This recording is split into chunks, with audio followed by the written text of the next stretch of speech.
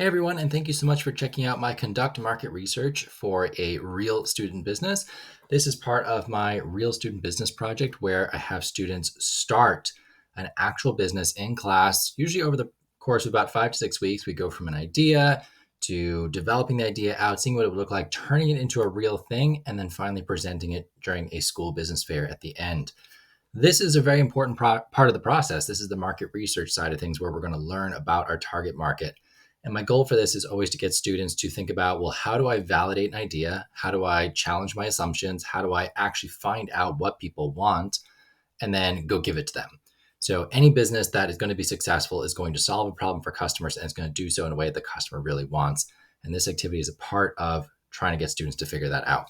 So there's three main parts to it. We've got the preparation side of things. So this is where the business owners are going to come together. They're going to try and figure out, well, what do we assume is true about our customers? What do we need to find out? And how do we do that?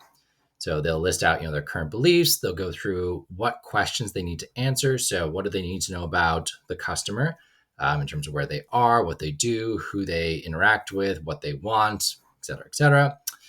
And then they will figure out, okay, well, how am I going to figure those answers out? So am I going to do some desk research, which would be secondary research, or field research, which is primary research? So two very important terms in the market research space. Desk research being what things that they can find out that exist already in the world. So existing information online through different resources that have already been published and so on. And then the primary research is the stuff that they're going to be going out and creating. So that could be through surveys, through observation, through conversations, and so on. So we're going to have students kind of figure out which ones they want to do for both. And then they actually are going to go do it. So what is the plan? When are they going to do it? What's their call to action that they're going to have as part of this as well? So, what do they want their potential customers to do after they take their survey or do whatever it is? I have my students do an actual survey as well. So I give it open-ended, they can do whatever desk or field research they want, but they have to include a 10-question max Google Forms survey that they give to their market. And this just makes sure that everyone is at least doing something. It gets them practicing creating surveys and researching their target market using targeted questions. So that survey looks like this.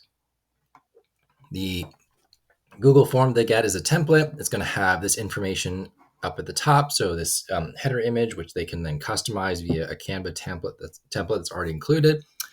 The document itself is fully editable, so they will be able to fill in their information in this space. It helps them create a professional looking Google form, which I think is a very important skill to have, and particularly helps them get better information and lets people know what they're doing. And then finally, they have the market research results. This is where they're going to come back after the research is done and just tell us what happened. So what did they learn and what did they discover? What changes are they going to make to their business as a result of doing this? If you have any questions for me, please do reach out, thefieducator@gmail.com. I hope you enjoy the resource and let me know if there's anything I can do to improve it.